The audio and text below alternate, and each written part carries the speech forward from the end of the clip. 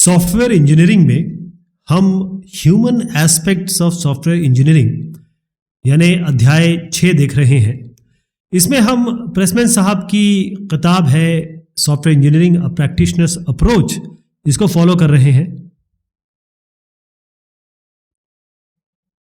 Team structures. अब मान लीजिए क्रिकेट का गेम है, वहां पर एक टीम बनाई जाती है, 11 लोगों को लिया जाता है और 11 लोगों में कुछ बैट्समैन होंगे, कुछ बॉलर होंगे, कुछ अच्छे फील्डर होंगे। तो जब हम सॉफ्टवेयर फील्ड के बारे में बात करते हैं तो एक अच्छी टीम क्या होगी? एक अच्छी टीम किस चीज पे डिपेंड करती है? पहली चीज ये आती है कि ऑर्गेनाइजेशन, जो भी कंपनी है उसका मैनेजमेंट कैसा है। दूसरी चीज इसमें आती है कितने लोग रखने हैं आपको, कितने की जरूरत है, हर एक का स्किल क्या होना चाहिए। जैसे मैंने आपको बताया, कोई अच्छा बॉलर होगा, कोई अच्छा बैट्समैन होगा।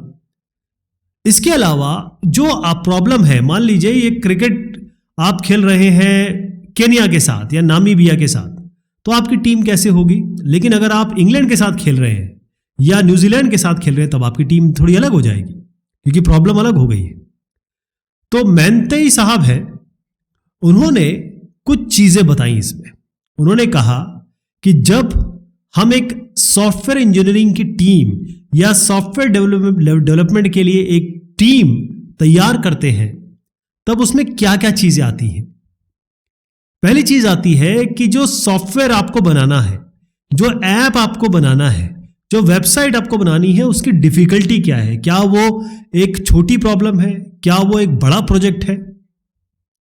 इसके अलावा जो प्रोग्राम बनने वाला है, यानी आप इसको कोड में नापिए, किलो लाइन ऑफ कोड या फंक्शन पॉइंट में नापिए, कितना बड़ा प्रोजेक्ट बनने वाला है, कितना ज्यादा लिखावट इसमें प्रोग्रामिंग की होने वाली है। और ये जो टीम है ये कितने समय साथ रहने वाली है। मान लीजिए 1 साल का प्रोजेक्ट है और पूरी टीम 1 साल रहने वाली है, या फिर कोई जो लोग हैं वो 3 महीने के लिए आएंगे, दूसरे फिर चेंज हो जाएंगे। Degree to which the problem can be modularised. अब इसका मतलब ये होता है किस तरीके से हम कंपार्टमेंट बना सकते हैं। यानी अगर ये पूरी आपकी प्रॉब्लम है या ये सॉफ्टवेयर है, इसको हम कितने हिस्सों में डिवाइड कर सकते हैं ताकि एक टीम ये काम करे, एक टीम ये काम करे, या फिर ये जरूरी हो गया कि भाई एक टीम ये काम एक ही टीम करेगी। तो इसे मॉड्यूलराइजेशन कहते हैं। जो भी आप सॉफ्टवेयर बनाने वाले हैं उसकी गुणवत्ता, क्वालिटी और विश्वसनीयता, यानी उसकी रिलायबिलिटी कितनी होनी चाहिए। बहुत जबरदस्त क्वालिटी चाहिए, रिलायबिलिटी या अवेलेबिलिटी बहुत ज्यादा चाहिए, तो टीम बदल जाती है। और डिलीवरी डेट, ध्यान रखिए, बहुत सारे आदमी डाल के आप बहुत जल्दी काम नहीं करा सकते। तो डिलीवरी डेट भी इसमें बहुत इंपॉर्टेंट है कि भाई हमको 1 साल में देना ही देना है, 6 महीने में देना ही देना है। ये डिलीवरी डेट पे भी डिपेंड करता है कि सॉफ्टवेयर इंजीनियरिंग टीम का क्या कहेंगे कि कॉम्पोजिशन कैसा होने वाला है और कितनी बातचीत होने वाली है। कम्युनिकेशन सारा होगा, यानी आप स्टेक होल्डर से कितनी बात करने वाले हैं, कब कब बात करने वाले हैं।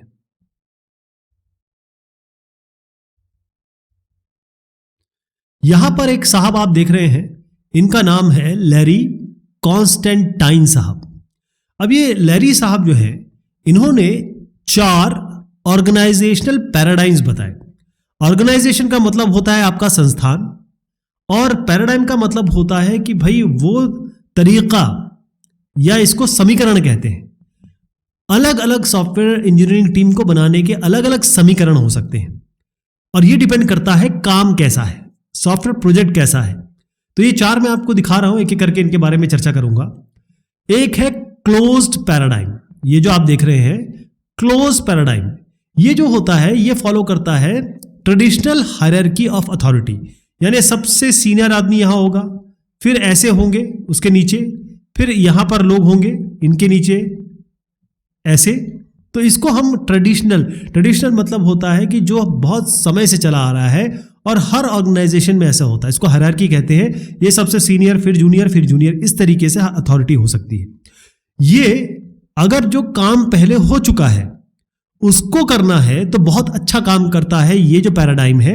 इस तरीके की टीम बनाएंगे तो बहुत अच्छा काम करेगी। लेकिन अगर कुछ उसमें नवाचार है, इनोवेटिवनेस है, कुछ नई चीज ट्राई करनी है या नया काम आपको मिला है, वहां पर थोड़ा सा इसमें दिक्कत होगी अगर क्लोज पैराडाइम आप बनाते हैं टीम।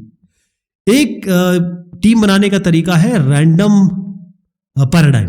ये जो रैंडम है, जैसे मैंने आपसे कहा कि क्लोज में दिक्कत ये है कि जो काम किया जा चुका है वो तो आराम से कर लेते हैं ये टीम, लेकिन कोई भी एक नई चीज जो आई है उसके लिए थोड़ी दिक्कत हो जाती है।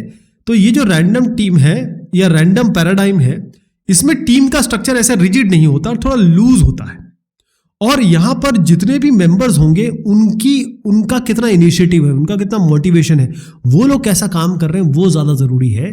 तो यहां पर अगर आप कोई नवाचार, नया टेक्नोलॉजी, नई चीजें बना रहे हैं जहां पर टेक्निकल एक्सीलेंस की जरूरत है, यानी कि तकनीकी आपको शुद्धता की जरूरत है, तब ये टीम बहुत अच्छा परफॉर्म करती है। लेकिन अगर आप कहें कि भाई ये काम है जो करना है, ये ऐसा काम है जो पारंपरिक काम है, ट्रेडिशनल काम है, ये पहले भी हो चुका है, तब ये थोड़ा सा रैंडम पैराडाइम इसमें सही नहीं बैठेगा। एक होता है ओपन पैराडाइम। ये जो ओपन पैराडाइम आप देख रहे हैं, इसको आप ये मान के चलिए कि क्लोज पैराडाइम और रैंडम पैराडाइम का मिक्सचर है। यानी आप हायरार्की तो फॉलो करेंगे, लेकिन यहां पर आप थोड़ी सी इनको स्वायत्तता दे देंगे या लूज रखेंगे इसको, ताकि ये लोग अपने लेवल पे भी काम कर सकें, अपने खुद के इनिशिएटिव ले सके। तो काम तो ये साथ करते हैं, बहुत सारी इनके बीच में बातचीत होगी, कम्युनिकेशन बहुत जबरदस्त होगा, लेकिन कंसेंसस बेस्ड होगा। यानी कि ये तीनों अपना अपना काम कर रहे हैं, लेकिन कोई डिसीजन पे तीनों जब एक साथ कहेंगे हां, तब चीजें आगे बढ़ेंगी। कॉम्प्लेक्स प्रॉब्लम के लिए बहुत बढ़िया रहेगी। अगर ऐसा प्रॉब्लम है जहां पर आपको इनोवेटिवनेस की भी जरूरत है, नवाचारों की को भी इंप्लीमेंट करना है, और साथ में आपको जो ऑर्डर है, भाई ये सॉफ्टवेयर पूरा होना है इस तरीके से, वो फॉलो करना है, तो उसके लिए भी ये बेस्ट है।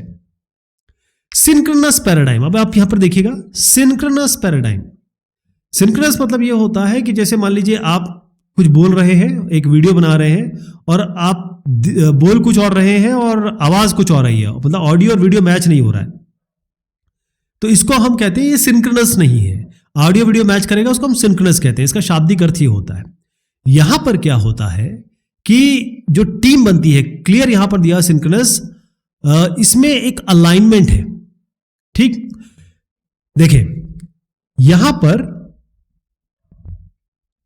आपने टीम इस तरीके से बना दी, ठीक है। It organises team member to work on pieces, मतलब ये आपकी पूरी प्रॉब्लम है, पूरा सॉफ्टवेयर है। इस सॉफ्टवेयर को आपने थोड़ा सा डिवाइड कर दिया कि आप ये काम करिए, एक ये काम करिए, ये काम करिए, और आपस में इनमें बातचीत कम है, यानी कम्युनिकेशन कम से कम रखेंगे, अपना अपना ये काम करेंगे, उसके बाद हम इसे कंबाइन करेंगे। तो इस तरीके का जो पैराडाइम होता है, इस तरीके के समीकरण सिंक्रोनस पैराडाइम कहलाते हैं। यहां पर आप एक साहब देख रहे हैं जिनका नाम है हार्लन मिल्स। बहुत पहले की बात मैं कर रहा हूं, तो ये जो मैं हिस्ट्री पे ले जा रहा हूं आपको, इतिहास पे। तो हिस्टोरिकली अगर देखें तो ये जो हार्लन मिल्स साहब है, इन्होंने, और साथ में एक बेकर साहब है, मतलब कई लोगों ने काम किया मिलके, शुरुआत इन्होंने की थी। इन्होंने कहा एक क्लोज पैराडाइम, अभी भी मैंने आपको बताया क्लोज्ड, ओपन, मिक्स्ड हो गया था एक, और एक सिंक्रोनस था। इस तरीके के अलग अलग टीम बनाने के समीकरण होते हैं। तो जो सबसे शुरुआती दौर पे चला आ रहा है वो एक क्लोज पैराडाइम का तरीका है, जिसको हम चीफ प्रोग्रामर टीम कहते हैं। चीफ सबसे ऊंचा या सबसे ऊपर, प्रोग्रामर आप समझते हैं जो कोडिंग करते हैं, और चीफ प्रोग्रामर टीम, इस तरीके से इसका नाम दिया गया है। टीम मतलब होता है समूह, लोगों का समूह। तो ये जो चीफ प्रोग्रामर टीम है, इसमें जो धुरी होती है, न्यूक्लियस मतलब होता है जो की पर्सन होगा, की, वो होगा सीनियर मैनेजर। ये जो चीफ प्रोग्रामर आप देख रहे हैं, ये सीनियर मेंबर होगा, सबसे सीनियर मेंबर आपका। इसका काम क्या होगा, सारी प्लानिंग ये करेंगे, सारी समन्वय की चीजें, कोऑर्डिनेशन ये करेंगे डिफरेंट टीम्स के बीच में, और जितने काम, तकनीकी काम हो रहे हैं, उनका रिव्यू भी यही करेंगे, उनका आंकलन भी यही करेंगे कि क्या क्या काम हो रहे हैं, प्लान के हिसाब से चल रहा है कि नहीं चल रहा है, इनके साथ इनको किस तरीके से लगाया जाए। तो ये आपके सीनियर मैनेजर हो गए। अब आता है टेक्निकल स्टाफ। टेक्निकल स्टाफ यानी कि तकनीकी समूह जो मदद करेगा, ऐसे लोग जो मदद करेंगे। तो ये 2 से लेकर 5 तक हो सकते हैं, और इनका काम होता है एनालिसिस करना। एनालिसिस का मतलब ये होता है कोई चीज हुई है उसको एक तरीके से उसका पोस्टमार्टम कह सकते हैं, या फिर उसका आंकलन करना, समझना कि ये चीज सही हुई है कि नहीं हुई है, और जो भी डेवलपमेंट एक्टिविटीज हैं उस पे ये लोग मेन काम करेंगे। 2 से 5 लोग हो सकते हैं।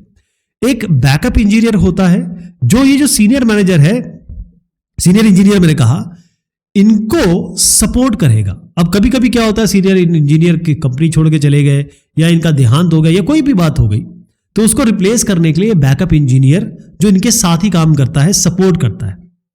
तो चीफ इंजीनियर अकेले तो काम करेंगे नहीं, उनके साथ बहुत सारे कुछ स्पेशलिस्ट होंगे। स्पेशलिस्ट का मतलब होता है कि अपने काम में वो पारंगत होते हैं।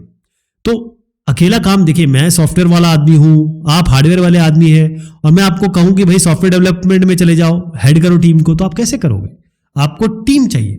तो जैसे कि टेलीकम्युनिकेशन, दूर संचार का कोई एक्सपर्ट हो सकता है, या डेटाबेस डिजाइनर हो सकता है, वो एक्सपर्ट हो सकता है, ये सब सपोर्ट करेंगे। इस तरीके से अब इनको कुछ रिपोर्ट लिखवानी है या कोई टाइप करवाना है, कुछ लेटर भेजने हैं, तो वो सब क्लरिकल पर्सनल या लिपिक जो होते हैं वो होंगे। साथ में कुछ लाइब्रेरियन होंगे। तो ये सब जो आप देख रहे हैं ना, वो वहीं से आ रहे हैं। ये सब सपोर्टर है जो इनको सपोर्ट कर रहे हैं। अब जो कॉन्स्टेंटाइन रैंडम पैराडाइम है, कॉन्स्टेंटाइन साहब का मैंने अभी नाम लिया था कुछ देर पहले, इन्होंने कहा कि जो सॉफ्टवेयर टीम है जिनको आप एक क्रिएटिव इंडिपेंडेंस दे देते हैं, यानी कि आप कहते हैं कि ये हमारी टीम है, चलिए आपको हमने फ्री छोड़ा है, आप करिए इस पे काम, तो बहुत बढ़िया हो गया कि ये लोग काम करना चाह रहे हैं और आप इनको मोटिवेट कर रहे हैं कि ऑटोनॉमी भी दे रहे हैं। तो इनोवेटिवनेस तो आपने दे दी, लेकिन यहां पर अनार्की आ जाती है, यानी कि कभी कभी अराजकता आ जाती है। तो हमारा मेन ये काम होता है कि जो भी इनकी एनर्जी है या फिर जो इनके पास स्किल है, उसको एक चैनल दें ताकि ये उस तरीके से काम करे जिस तरीके से करना है। तो सेंट्रल गोल हमारे सॉफ्टवेयर इंजीनियरिंग ऑर्गेनाइजेशन का ये होता है कि हम फ्री तो छोड़ें, लेकिन इनकी एनर्जी को भी चैनलाइज करें कि ताकि सही तरीके से काम हो।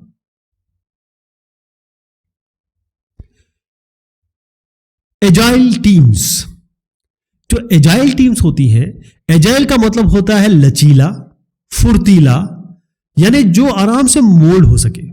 तो ऐसी टीम जो आराम से आप जिसमें परिवर्तन कर सकें या इसमें फेरबदल कर सकें, या वो बहुत मोटिवेटेड हो, बहुत जबरदस्त काम करे, तेज काम करे।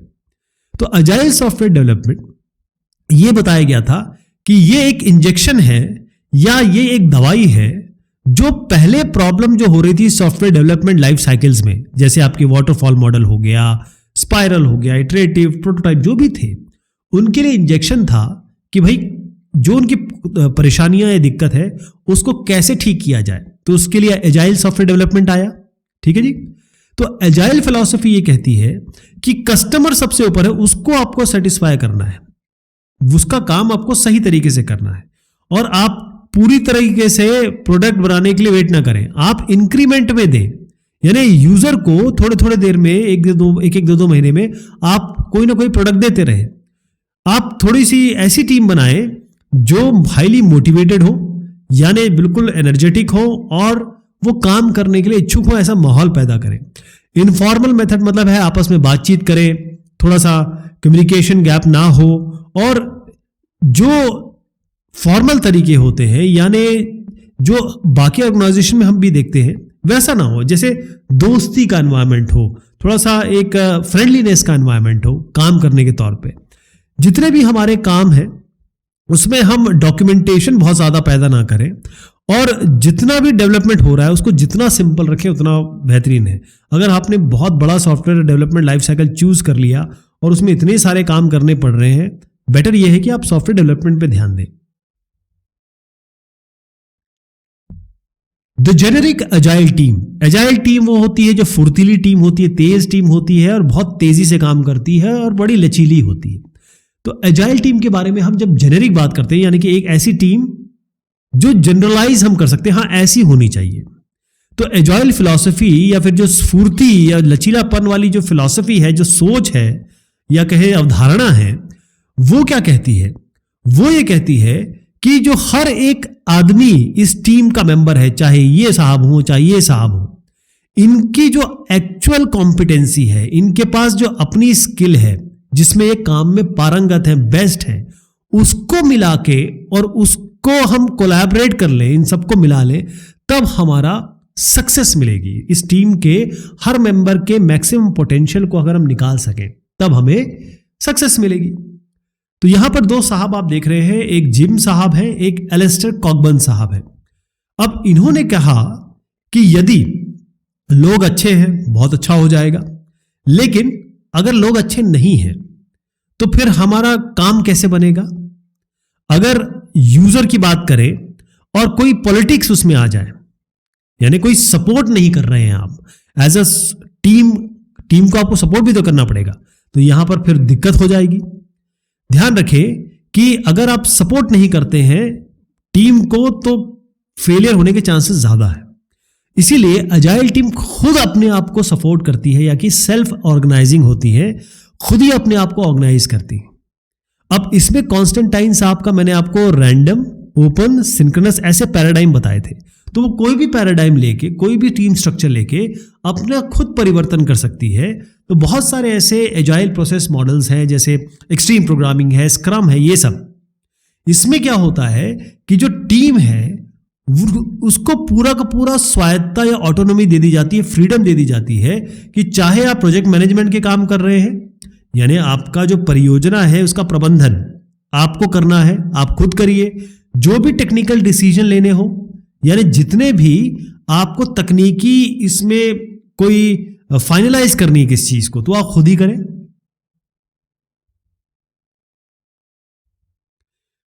यहां पर प्लानिंग को कम से कम रखा जाता है और टीम को कहा जाता है, या टीम अपने आप चीजें तय करती है कि मैं कौन से प्रोसेस लूंगी, कौन से मेथड, कौन से टूल्स, यानी कौन सी मेरी गतिविधियां होंगी, उसके लिए मुझे कौन कौन से उपकरण या टूल्स चाहिए होंगे। केवल जो बिजनेस रिक्वायरमेंट है वो एक परिधि होती है, वो एक बाउंड्री होती है, उसके बियॉन्ड नहीं जाते हैं। ऑर्गेनाइजेशन की कुछ स्टैंडर्ड होते हैं आपके, जो टीम जिस ऑर्गेनाइजेशन के लिए काम कर रही है, बस उसके बाहर नहीं जाएंगे। अदरवाइज सारे काम उनको खुद ही फ्री छोड़ दिया जाता है कि आप खुद डिसाइड करिए। जैसे जैसे प्रोजेक्ट आगे बढ़ता है, मान लीजिए एक सॉफ्टवेयर प्रोजेक्ट दिया गया, वो जैसे आगे बढ़ा तो होता यह है कि अब टीम तो शुरू हो गई। अब इसमें जो लोग हैं उनकी जो इंडिविजुअल या कहते हैं एक ही कॉम्पिटेंसी है, क्योंकि किसी का स्किल कुछ और होगा, किसी का कुछ और स्किल होगा, इसका उपयोग किया जाता है और वो आगे चल के आपके प्रोजेक्ट को बेनिफिट करता है, फायदा करता है। तो इसके लिए ये कैसे कैसे अचीव होता है, सेल्फ ऑर्गेनाइज कैसे होगी टीम, टीम अपने आप को व्यवस्थित या ऑर्गेनाइज कैसे करेगी। वो तरीका होता है मीटिंग का। आपस में ये मीटिंग करते हैं, बैठते हैं, बात करते हैं, कब क्या काम कैसे हो गया, दिक्कत क्या है, परेशानी क्या है, इसको सॉल्व कैसे किया जाए। हर दिन ये इस चीज की विवेचना करते हैं, इस पर डिस्कस करते हैं और उसके बाद ये देखते हैं कि अगर काम में कोई प्रॉब्लम आ रही है या जो अगला इंक्रीमेंट हमें देना है उसके लिए हमें अब क्या क्या करना है। तो ये एडेप्टेशन हो रहा है, यानी अपने आप को समय के हिसाब से, समस्या के हिसाब से ढालना, इसी को हम जेनेरिक एजाइल टीम कहते हैं।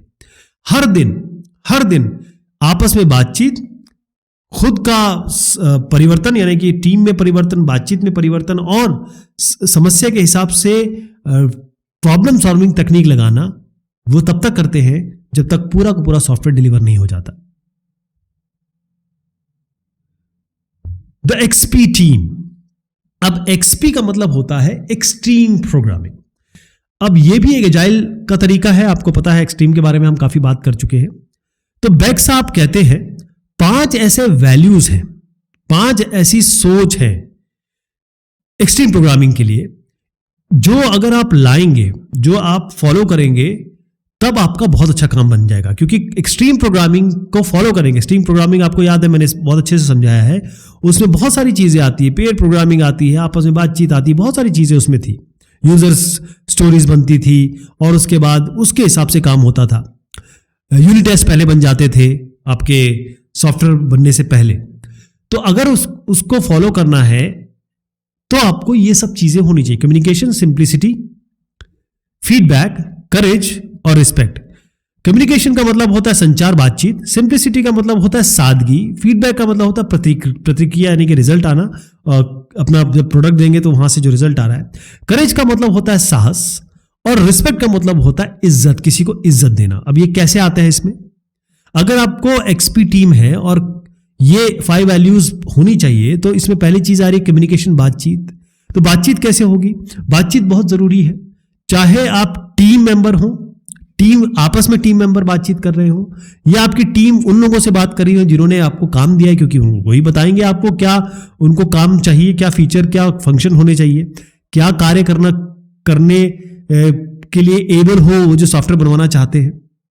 यहां पर कई तरीके के कम्युनिकेशन के तरीके हैं। एक तो कोलैबोरेशन है, यानी आपस में एक समन्वय हो, टीम के मेंबर्स का बातचीत हो, बार बार आपको फीडबैक या प्रतिक्रिया मिलती रही। जैसे आप कुछ खाना बनाते हैं और कोई खाता है तो बोलता है यार बड़ा टेस्टी था, या बोलेगा नहीं नहीं नमक कम है, तो ये फीडबैक मिल रहा है। इसके अलावा जो डॉक्यूमेंटेशन होता है, आपको याद है जो वाटरफॉल मॉडल में इतना ज्यादा डॉक्यूमेंटेशन होता था कि राइट फ्रॉम रिक्वायरमेंट स्पेसिफिकेशन से लास्ट तक मेंटेन यानी सॉफ्टवेयर कॉन्फ़िगरेशन मैनेजमेंट तक बहुत सारे डॉक्यूमेंट क्रिएट होते थे। यहां पर इन्होंने कहा डॉक्यूमेंट कम से कम हो।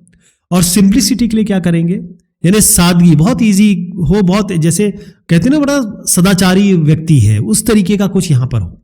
तो यहां पर क्या है कि डिजाइन उतना ही बनाओ जितना जरूरी हो, उतना ही डिजाइन बनाओ, और आज की जो जरूरत है उसके हिसाब से डिजाइन बनाओ ताकि उसका कोड बन सके। हाँ, अगर डिजाइन को आगे अच्छा करना है या डिजाइन और दूसरा बनाना है तो उसके लिए हम आगे रीफैक्टरिंग कर लेंगे। उसकी रीफैक्टरिंग मैंने आपको बताया था कि कोड में परिवर्तन करते हैं, बाहर से कोड ठीक वैसे ही रहता है, अंदर से परिवर्तन करते हैं उसके। फीडबैक जो है प्रतिक्रिया, यानी कि जो हमको अपने काम का रिजल्ट मिल रहा है लोगों की ज़बानी, वो 3 तरीके से मिल सकता है। एक तो आप सॉफ्टवेयर खुद ही बना रहे हैं, उसी से पता चल जाएगा कि उसमें कितनी एरर आ रही है, कितनी दिक्कत आ रही है, या बिल्कुल सही चल रहा है। कस्टमर के सामने ले जाएंगे, वो आपको बताएगा कि भाई ये नहीं है, ये करिए, वो करिए। और आपके जो खुद के टीम मेंबर है वो भी आपको बताएंगे। ये फीडबैक का तरीका है।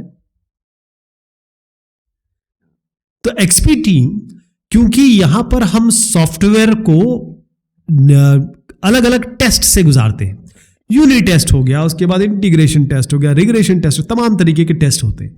यहीं से इनको फीडबैक या प्रतिक्रिया मिल जाती है कि कितने एरर्स आए। तो टीम क्या करती है, यूनिट, सबसे पहला जो तरीका है टेस्टिंग का, उसके लिए यूनिट टेस्ट, इकाई टेस्ट, ये जो एक फंक्शन टेस्ट कर सकते हैं, बहुत जो छोटा कोड लिखा उसको टेस्ट कर सकते हैं। उसके लिए ये काम होता है कि भाई कोई जो फंक्शनैलिटी यूजर ने मांगी है वो इसमें, या फिर कोई जो क्लास बनाई है वो सही काम कर रही है कि नहीं कर रही है। एक बार जब आप ये प्रोडक्ट इंक्रीमेंट वाला यूजर के सामने प्रेजेंट करते हैं तो यूजर भी आपको जवाब देगा, क्योंकि आपने यूजर स्टोरीज बनाई होगी, यूज केसेस बनाए होंगे। तो यूजर का एक एक्सेप्टेंस टेस्ट होगा, उस बिहाफ पे वो चेक करेगा कि आपने जो चीज दी है वो उसके पूरी जो रिक्वायरमेंट है उसको फुलफिल कर रही है कि नहीं कर रही है। और जब आप इटरेटिव प्लानिंग कर रहे हैं, क्योंकि बार बार इटरेटिव प्लानिंग का मतलब होता है लूप, यानी कि आपने किया फिर उसके बाद दोबारा काम किया, मतलब प्लानिंग भी यहां दोबारा हो रही है, ध्यान रखिएगा, इटरेटिव प्लानिंग की बात हो रही है। तो जब आप प्लानिंग दोबारा कर रहे हैं, जैसे जैसे यूजर की रिक्वायरमेंट आती रहेगी उसी हिसाब से आपका कॉस्ट, टाइम, शेड्यूल, ये सब चेंज होगा। वो भी आप यूजर को बता सकते हैं, क्योंकि आप भी तो प्रतिक्रिया देंगे। तो बैक साहब ये कहते हैं कि अगर एक्सपी प्रैक्टिसेस को अगर आपको फॉलो करना है, यानी कि एक्सपी टीम है और आपको इसकी प्रैक्टिस फॉलो करनी है ताकि एक अच्छा टीम की तरह आप काम कर सके, तो यहां पर आपको करेज यानी कि साहस का प्रदर्शन करना है, शक्ति का प्रदर्शन करना है, और साथ में आपको डिसिप्लिन भी होना चाहिए, अनुशासन का भी एक प्रदर्शन करना होगा। जैसे मैं एग्जांपल देता हूं, होता यह है कि आपको कहा जाता है कि यार ऐसा है, ये सॉफ्टवेयर हमको बनाना है, इसके लिए डिजाइन बनाओ। आप कहेंगे मैं एक्सपी फॉलो कर रहा हूं भाई, मैं अभी के लिए डिजाइन बना दूंगा इस काम के लिए जिसका आप कोड बनाएंगे। कई टीमें जो है वो सकम कर जाती हैं, यानी कि नतमस्तक हो जाती है, ठीक है सर आप कह रहे हो तो हम पूरा का पूरा डिजाइन बना देते हैं। लेकिन आगे चल के, क्योंकि जो अजाइल का मेन वो है, कैसे कहते हैं, जो उसकी अवधारणा है वो ये कहती है कि आगे चल के चीजें चेंज होंगी, परिवर्तनशील है, तो हम आगे के लिए क्यों करें, आज ही हम चेंज करेंगे और अगली बार के लिए दूसरा बनाएंगे, दूसरी डिजाइन बनाएंगे। तो एक इसी तरीके से जो डिसिप्लिन, अनुशासन, और मैं हिम्मत की बात कर रहा हूं, आज कर आप कल को कोई कहता है कि आप आगे के लिए भी डिजाइन करिए, तो आप कहेंगे नहीं साहब, आगे परिवर्तन होने वाला है, मैं आज ही करूंगा। तो इसीलिए आपको डिसिप्लिन भी चाहिए और ये बोलने की शक्ति भी चाहिए, तभी तो करेज चाहिए। तो इससे क्या होता है, आप सब एक रिस्पेक्ट की भावना, इज्जत की भावना एक अपने टीम में इनकलकेट होती है। इनकलकेट का मतलब होता है पैदा होती है। किन के बीच में? मेंबर्स आपस में, स्टेक होल्डर्स, जो लोग जिन्होंने आपको सॉफ्टवेयर बनाने के लिए दिया है। तो डायरेक्टली या इनडायरेक्टली आप सॉफ्टवेयर भी आपको एक शक्ति प्रदान करता है, रिस्पेक्ट आपकी सॉफ्टवेयर के प्रति बनती है, क्योंकि जब आप एक सॉफ्टवेयर अच्छा बनाते हैं, लोग भी आपकी तारीफ करते हैं और आपको खुद मन में अच्छा लगता है।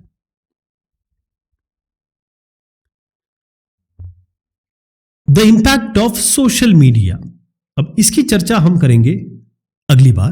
तब तक के लिए शुक्रिया, मेहरबानी।